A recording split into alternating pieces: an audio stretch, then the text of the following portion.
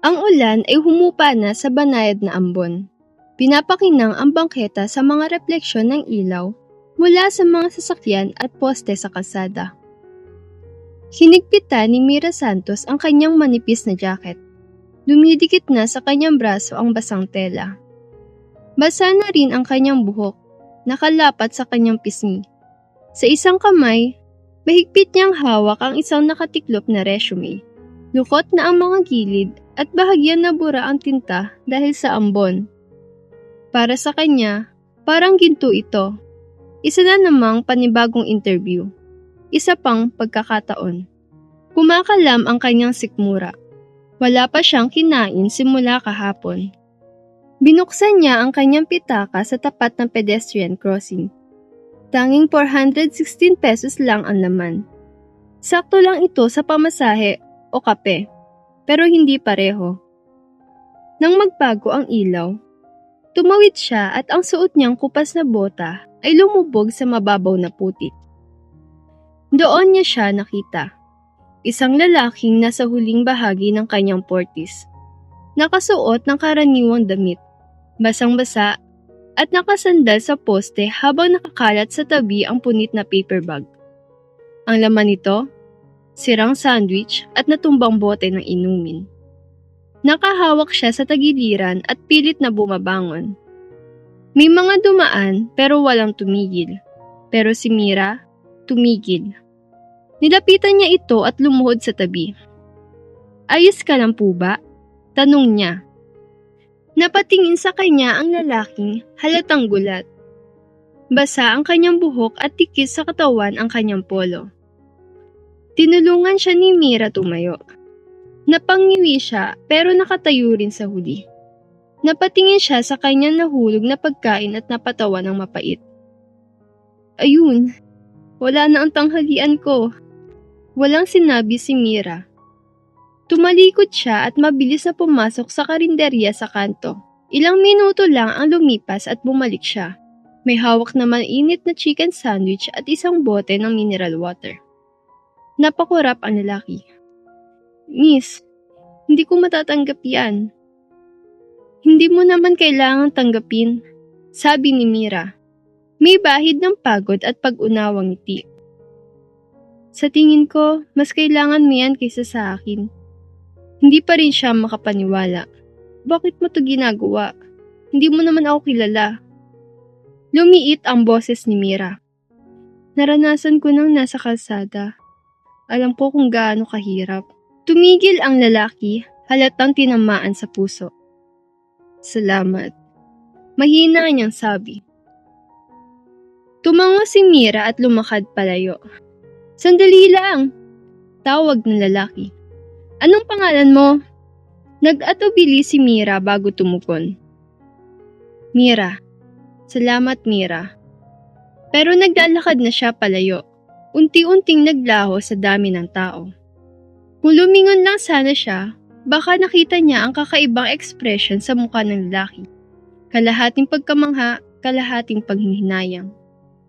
Sa ilalim ng isang tolda malapit sa bangketa, huminto si Mira. Binuksan niya ulit ang kanyang pitaka. 4 na barya na lang ang natitira. Yun lang. Mas malakas na ang pag-ungol ng kanyang tiyan. Isinara niya ito, napabuntong hininga at tumingin sa mataas na gusaling nasa harapan niya. Velasquez Holdings. 15 minuto na lang at oras na ng kanyang interview. Parang monumento ang gusali. Mataas, makinis at nakaka-intimidate. Sa salamin ng pintuan, nakita niya ang sarili. Basang buhok, pagod na mga mata at isang basang folder ng resume na mahigpit niyang niyayakap na para bang panangga. Huminga siya ng malalim saka itinulak ang pinto. Sa loob, makintab ang marmol na sahig at may amoy ng kahel ang malamig na hangin. Mga tao nakaayos at naka-Amerikana ang mabilis na naglalakad. Lahat mukhang may patutunguhan. Lumapit si Mira sa front desk. "Hi, andito po ako para sa interview ko. Alauna, Mira Santos." Ngumiti ang receptionist habang tinitingnan ang listahan. "Nandito ka, ma'am. elevator papuntang 20th second floor. Nagpasalamat si Mira at sumakay sa elevator. Habang nagsasara ang pinto, nasilayan niya ang sarili sa refleksyon ng makintab na bakal. Walang pananghalian, walang reserbang plano, walang perpektong record. Tanging pangalan lang niya ang meron siya. At ngayong araw, sapat na dapat yun. Tahimik at makintab ang ika-22 palapag ng Velasquez Holdings. Ang carpet ay parang masyadong malinis para sa kanyang kupas sa bota.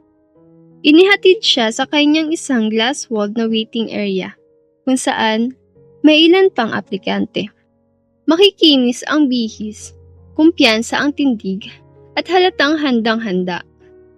Inayos ni Mira ang isang basa pang hibla ng kanyang buhok sa likod ng tainga at naupo habang yakap-yakap ang kanyang folder na parang sandata. Sa likod ng tinted glass, may isang taong nakamasid. Ethan Velasquez, CEO. Nakaayos siya ngayon. Bagong plantsyang blazer, mukhang makapangyarihan, pero hindi nagbago ang kanyang mga mata. Matamang nakatingin, mausisa. Nakilala niya agad ang babae sa ulan, ang sandwich, ang katahimikan. Ang babaeng tumulong at lumakad palayo nang hindi humingi ng kahit ano, ni hindi man lang tinanong ang pangalan niya. Tahimik siyang nakatayo sa loob ng kanyang opisina. Pinagmamasdan si Mira na tila walang kamalay-malay na minamasdan siya. Sa kabila ng basang buhok at pagod na katawan, may kakaibang dignidad sa kilos nito. Isang klaseng tapang na hindi mabibili sa resume o credentials. Pinagmasdan ni Ethan kung paano iniipit ni Mira ang kanyang basang folder sa dibdib. Parang pananggal lang sa mundong tila palaging labanan. Hindi niya makalimutan ang ngiting pagod nito habang iniaabot sa kanya ang sandwich kanina. Walang tanong, walang kapalit, walang drama. Dumaan ng ilang minuto. Isang staff ang kumatok at pumasok sa opisina niya. Sir, ready na po ang panel. Nasa labas na rin yung mga aplikante. Tumango lang si Ethan, pero hindi inalis ang tingin kay Mira. Huwag mo na silang paumpisain. Aniya. Ako ang kakausap sa kanya, personal. Nagulat ang staff. Si Ma'am Mira Santos po? Oo, siya. Sagot ni Ethan, halos pabulong. Pakisabi lang sunduin siya, dalhin niyo rito. Habang lumalabas ang staff, tumalikod na si Ethan mula sa salamin at huminga ng malalim. Sa dami ng tao na daanan niya sa buhay, ngayon lang siya nakita ng lubos ng isang estranghero. Hindi bilang CEO, kundi bilang isang taong nangangailangan. At ngayon, panahon na siguro para siya naman ang magtanong. Nakakuha po ako ng 3 bagong sertipikasyon. Nagturo ako ng coding sa isang community center. Nanatili akong malinis. Nanatili akong tapat sa pagbabago. Sa likod ng glass wall, tahimik na nakikinig si Ethan Velasquez sa bawat salitang binibitawan ni Mira. Hindi ito kwento ng awa. Hindi siya humihingi ng simpatsya. Isa lang itong simpleng pagsasalaysay ng totoo. Pagkalipas ng 10 minuto, lumabas si Mira mula sa silid. Diretso ang kanyang tindig, pero alam na niya ang sagot kahit hindi pa sinasabi. Sa labas, tumayo siyang muli sa ilalim ng tolda. Tumigil na ang ulan. Unti-unti na naghihiwalay ang mga ulap. Nakatitig siya sa lungsod. Iniisip kung uubusin ba niya ang huling barya sa pamasahe pauwi o kung maglalakad na lang. Sa executive floor, nanatiling nakatayo si Ethan sa harap ng bintana. Pinagmamasdan siya. Naranasan ko nang nasa kalsada. Sinabi nito kanina. At alam niyang totoo yun. Hindi iyon linya. Naranasan ko na ang nasa kalsada. Sinabi nito kanina. At alam niyang totoo yun. Hindi iyon linyahan. Yun si Mira. Tumalikod siya. Pinindot ang intercom at nagsalta ng 2 tahimik na salta. Hawakan ang file niya. Sa ikalawang pagkakataon na naupo si Mira sa conference room, May kakaiba sa pakiramdam. Mas malamig. Marahil dahil sa aircon. O baka dahil sa tensyon. Umupo siya ng tuwid, nakatiklop ang mga kamay at bawat balik ng pahina sa kanyang file ay tila hampas sa kanyang dibdib. Naroon si Monica mula sa HR, si Davis mula sa tech, at si Attorney Barrett mula legal. Nagsimula sila ng magalang, halos pala kaibigan pa nga. Pinuri ang mga project niya, ang kanyang mga sample na code. Tumango pa si Davis. Maganda yung logic mo sa ginawa mo reconciliation system. Para sa non-profit, malinis, matalino. Tahimik na ngumiti si Mira, taos-pusong nagpapasalamat. Pero gaya ng inaasahan, nagbago rin ang tono ng mga tanong. Umabante si Attorney Barrett, bahagyan nakakunot ang noo. Miss Santos, malakas ang qualifications mo, walang duda. Pero may isang bagay tayong kailangang pag-usapan. Tumango si Mira. Ang kaso ko. Tinapik ni Barrett ang file. 3 taon na ang nakalipas. Kasong pandaraya sa pananalapi. Tiningnan siya ni Mira. Diretso, walang takot. Oo, nagsilbi ako ng 2 taon. Walang gumalaw, walang nagsalta. Nagpatuloy si Mira. Malinaw ang tinig, pantay ang tono. Hindi ko ginawa ang ibinibintang sa akin. Bata pa ako noon, walang alam. Nagtiwala ako sa maling tao. At nung gumuho ang lahat, siya ang nawala. Ako ang naiwan. Ako ang tumanggap ng lahat.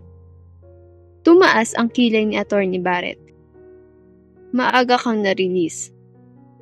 Magandang asal, sagot ni Mira. Nakuha ko ang certification ko habang nasa loob pa ako.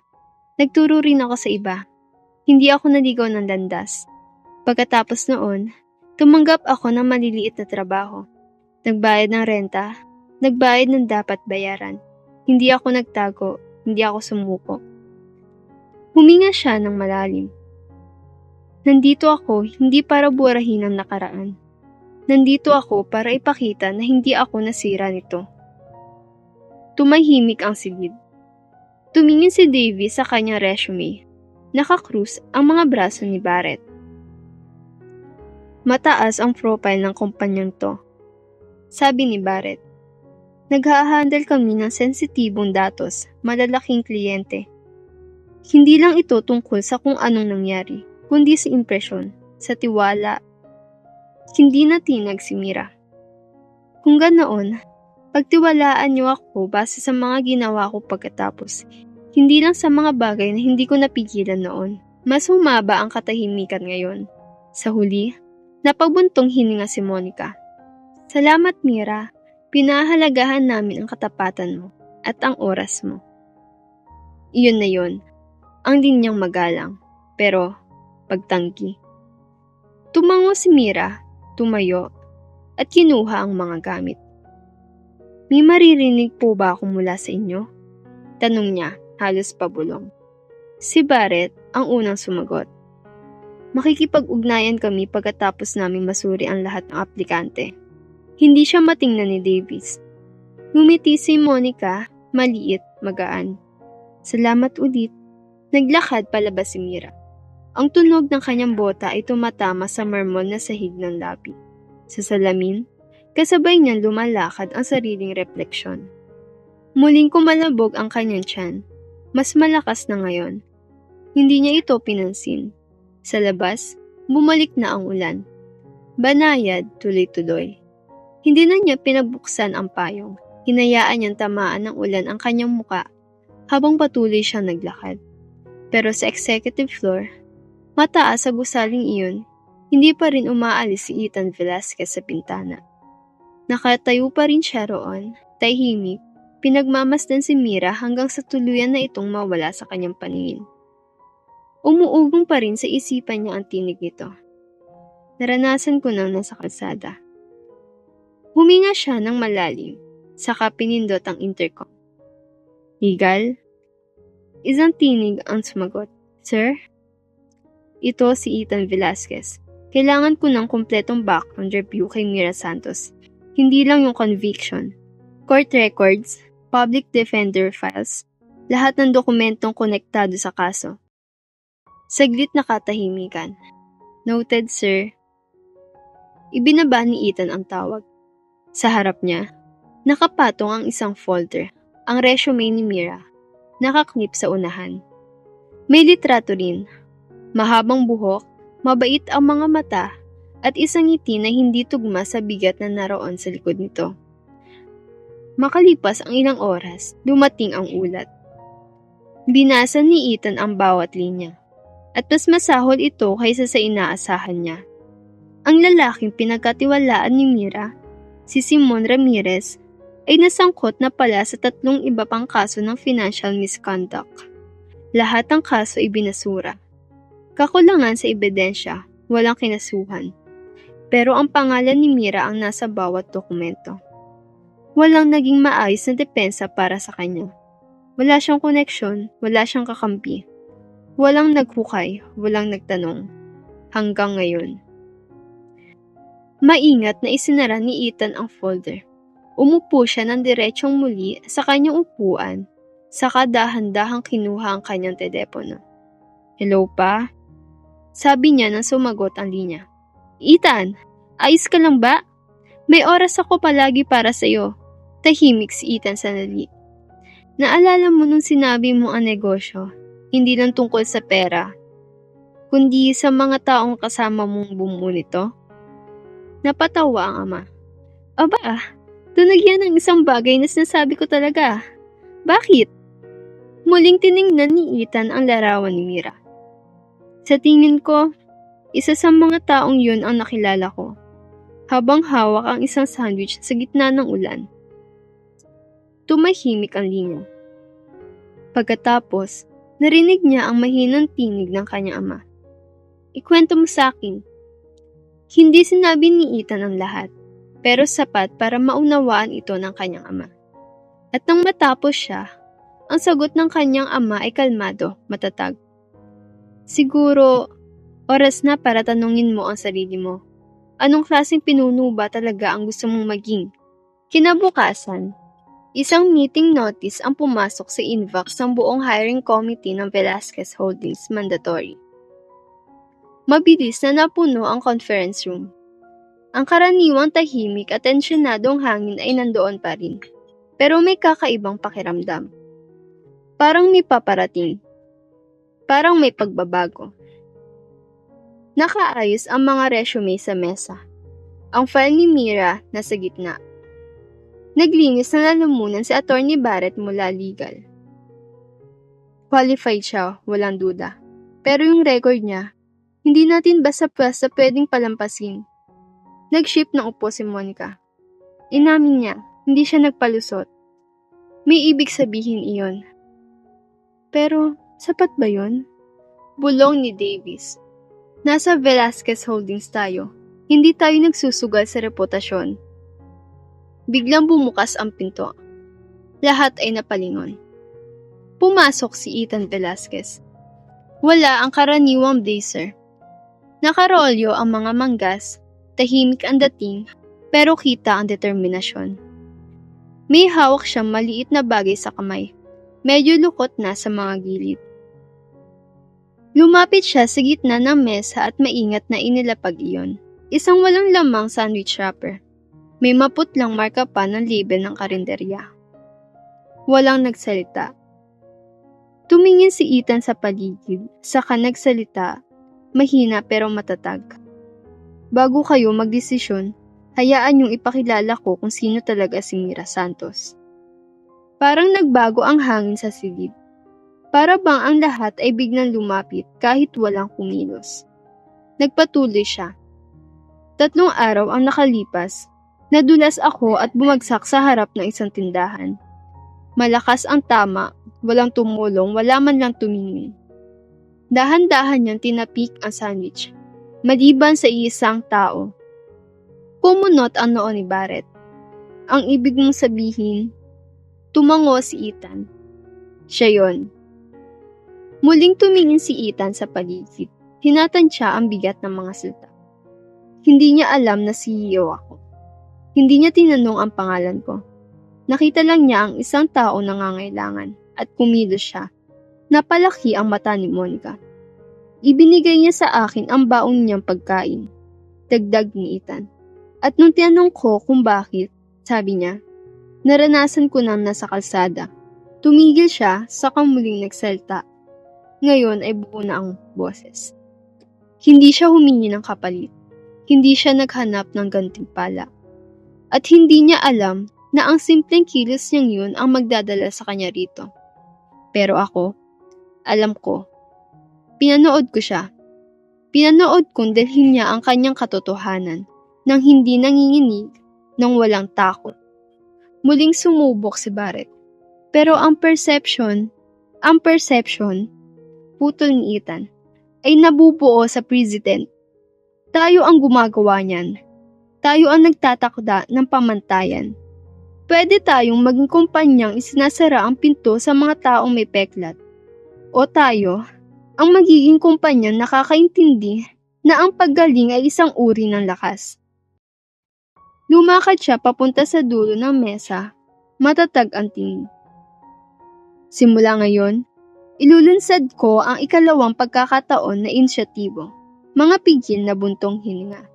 Isang bagong patakaran sa pag-hire, kung saan ang isang aplikante ay hindi lamang huhusgahan sa kanyang nakaraan, kundi sa kung paano siya bumangon mula roon. Tahimik ang silid. Ramdam ang bigat ng sinabi niya. Si Mira Santos ang una, pero hindi siya ang huli. Napakorap si Davis. Sigurado ka? Ngumiti si Ethan ng bahagya. Siguradong sigurado. Kung kaya nating gumawa ng teknolohiyang lumalapag ng kusa ang raket, kaya rin nating bumuo ng kulturang marunong magpatawad. Tumalikod na siya papunta sa pintuan, pero huminto bago lumabas. Magsisimula siya sa Lunes, aniya. Siguraduhin niyo may mesa siya at pagkakataon.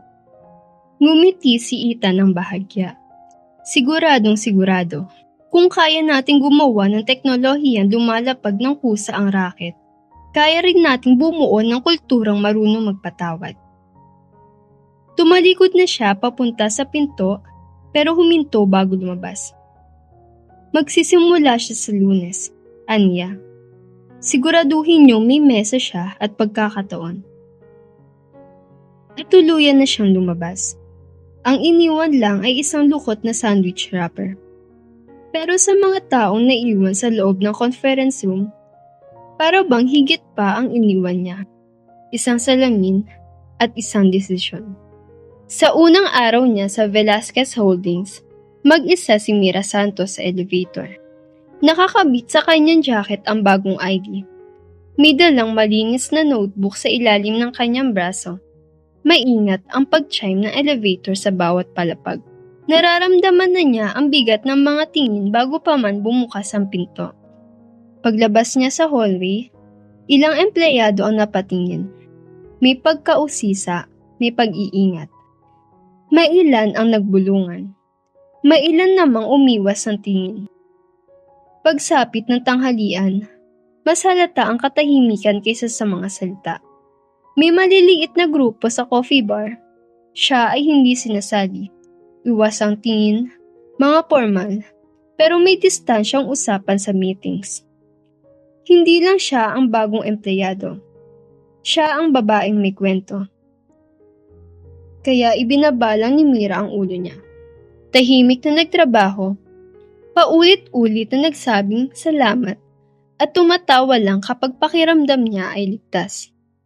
Nang hapong ding yon, may dumating na maliit na pakete sa kanyang mesa. Sa loob may isang leather-bound journal. Sa pabalat nito, naka-emboss sa pilak ang mga salitang mula sa pagbagsak patungo sa paglipat. Walang nakalagay na pangalan kung sino ang nagpadala. Pero sa loob ng pabalat ay may isang sulat kamay na tala. Ang bawat pagbabalik ay nagsisimula sa isang taong patuloy na naglalakad. Maligayang paglipad. Napangiti si Mira at napakagat sa labi, habang naninikip ang dibdib niya sa emosyon. Binuksan niya ang unang pahina, blanko. Isang paanyaya para muling magsimula. Ilang araw ang lumipas, nakatanggap siya ng tahimik na paanyaya sa tanghalian. Isang di formal na pagtitipon ng mentorship program ng kumpanya. Halos hindi na siya tumuloy, pero may tinig sa loob niya na nagtulak sa kanyang sumipot. Sa kanyang gulat, mainit ang silid. Malalaking bintana ang nagpapasok ng liwanag. May mga sandwich, tawanan at mga magagaan na usapan. At naroon si Ethan. Nakatayo sa likod ng silid, hindi nagsasalta, nakatingin lang. May inabot na sandwich sa kanya at inalok siyang umupo. Pagsapit ng pagtatapos ng lunch, may nakuha siyang 3 bagong kontak para sa suporta. Isang paanyaya sa kape at isang sticky note na nakadikit sa kanyang notebook na may sulat, "Masaya kami nandito ka." Makalipas ang 1 linggo, nagliwanag ang inbox niya. Isang email mula kay Monica ng HR. Subject, imbitasyon, magsalita sa Internal Culture Workshop. Napakurap si Mira. Binasa niya ito ng 2 beses. Gusto nila siyang magsalita tungkol sa resilience. Tungkol sa kultura at kung ano ang kahulugan nito. Nanatili siyang nakatitig sa screen, takalutang ang mga kamay sa keyboard. Halos i-type na niya ang magalang na pagtanggi. Hindi niya forte ang public speaking. At ito ay masyadong personal. Ngunit bago niya maklik ang send, lumitaw si Ethan sa tabi ng kanyang mesa. Payak, tahimik. Maganda ang ginagawa mong trabaho. Sabi ni Ethan sa mahinahong tinig, sabay abot ng maliit na bagay. Isang piraso ng pahina. Pinilas mula sa mismong journal na ibinigay sa kanya noon. Sa loob nito, nakasulat ang mga salitang minsan nang isinulat ni Ethan. Mas malakas na ang boses mo kaysa sa iyong nakaraan. Gamitin mo ito. Nang gabing iyon, pumayag si Mira. Sa araw ng event, agad na puno ang conference room. Hindi naman required pero dumating ang mga tao. May mga umpo, may mga nakatayo sa gilid ng dingding. Nakatayo si Mira sa harap, walang slide, walang podium. Tanging siya, isang blankong screen sa likod, at ang katotohanang hawak niya sa kanyang mga palad. Hindi siya bumasa ng notes. Hindi siya nagtago sa likod ng statistics. Nagsalta lang siya. Dumating ang panahon na ang tanging label na nakita ng mga tao sa akin ay dating binanggo. Tahimik ang buong silid. Walang nagtanong kung bakit, paano, o kung sino ako noon at sino ako ngayon. Tumigil siya saglit. Pinakiramdaman ang katahimikan. Nag-apply ako sa dose-dosenang trabaho. Karamihan walang sagot. Ang natitira, puro tanggi. Hanggang sa may isang taong tumingin at nakakita sa akin. Tinapunan niya ng tingin ang silid. Dumapo ang kanyang paningin kay Ethan. Tahimik na nakatayo sa likuran. Ngumiti siya. Nandito ako hindi dahil may nagligtas sa akin, kundi dahil minaniwalang higit ako sa pinakamasamang kabanata ng buhay ko. Walang palakpakan, tahimik, pero iyong klaseng katahimikan na ibig sabihin may nakikinig. Wala akong polish na resume, wala akong malinis sa record, pero may puso akong gustong magsimula muli. Napatawa siya ng mahina.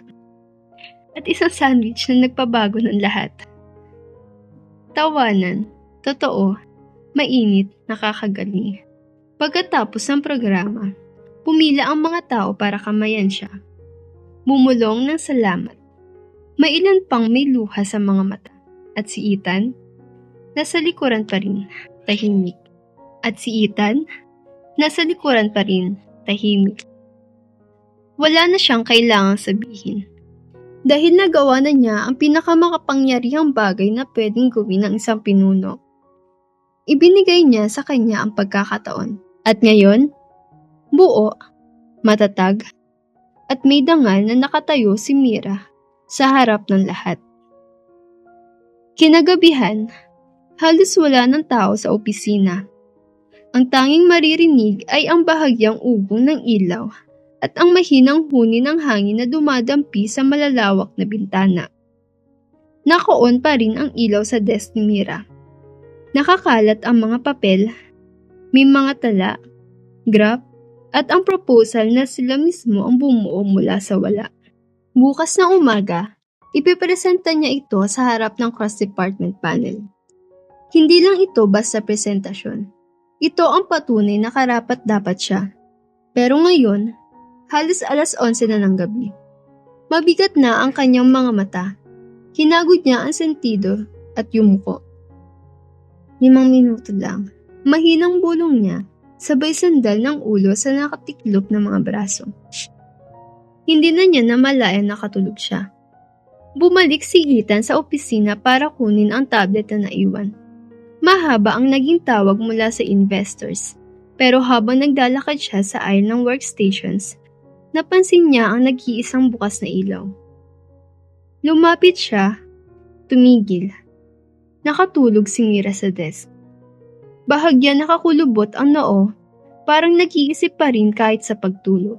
Tahimik na inalis ni Ethan ang suot niyang coat at maingat na isinampay ito sa mga balikat niya. Bahagya itong gumalaw pero hindi nagising. Pumasok si Ethan sa pantry. Bumalik na may dalang paper cup, mainit-init pa ang chamomile tea. Maingat niya itong inilapag sa tabi ni Mira. Tapos ay umupo sa tapat niya. Tahimik na pinagmamasdan siya sa sandaling iyon. Hindi sa awa, kundi sa isang bagay na mas malapit sa pagtitiwala. Dahan-dahang gumalaw si Mira. Iminulat ang mga mata. Unay gulat. At tapos nakita niya ang coat. Ang tsaka. Agad siyang umayos ng upo. Ay Diyos ko, pasensya na po sir, hindi ko sinasadya. Itinaas ni Ethan ang kamay. Ayos lang. Mukhang kailangan mo yan. Nahihiyang hinawi niya ang buhok palayo sa muka. Nagre-review lang po ako. Karapat dapat ka na ring magpahinga. Mahinahong sabi ni Ethan. Halika na. Ihahatid na kita pa uwi. Halika na. Ihahatid na kita pa uwi. Sa loob ng sasakyan, tahimik na dumaan ang lungsod sa kanilang paligid. Maingat na tumugtog ang jazz mula sa speakers. Mula sa air vent, kumalat ang amoy ng cedar at cinnamon, galing sa isang clip na nakasabit. Tahimik lang si Mira. Ang mga kamay ay nakapatong sa kanyang hita. Pwede kang magpahinga. Mahinahong sabi ni Ethan. Medyo malayo pa tayo. Ayos lang ako, sagot niya. Pero makalipas lang ang 5 minuto, bumagsak na ang ulo niya sa sandalan. Madaling dinala siya ng antok. Luminga si Ethan. Ang mga ilaw ng poste sa kalsada, nag-iwan ng gintong liwanag sa kanyang muka. May hibla ng buhok na bumagsak sa pisngi niya. Hindi nag-isip, iniabot ni Ethan ang kamay. Pero saglit na natigilan. Hindi dahil sa itsura. Hindi para sa ginhawa. Kundi dahil sa kaibuturan ng kanyang damdamin, ayaw niyang madungisan muli si Mira ng mundo. Habang papalapit ang mga daliri niya sa pisngi nito, bigla itong dumilat. Pareho silang natigilan. Dahan-dahan siya naupo ng tuwid. Binawi ni Ethan ang kamay. Pasensya na. May buhok ka lang sa mukha mo. Ngumiti si Mira. Bahagyang namula ang mga pisngi. Ah, oo nga. Tumingin siya sa bintana. Wala nang muling nagsalita, pero ang katahimikan ay hindi humukag. May laman, may damdamin. Pagdating nila sa apartment building ni Mira, inihatid siya ni Ethan hanggang sa pinto. Salamat, aniya. Sa tsaa, sa coat, at sa pagsakay. Sa lahat. Humiti si Ethan. Gagawin mo rin naman yun kung ako ang nasa sitwasyon. Tumango si Mira at pumasok. Si Ethan naman, nanatili sa bangketa. Tahimik na nakatingala sa bintanang may ilaw. Sa silid kung saan siya naroon. At silang dalawa, Hindi na gaano nakatulog ng gabing iyon.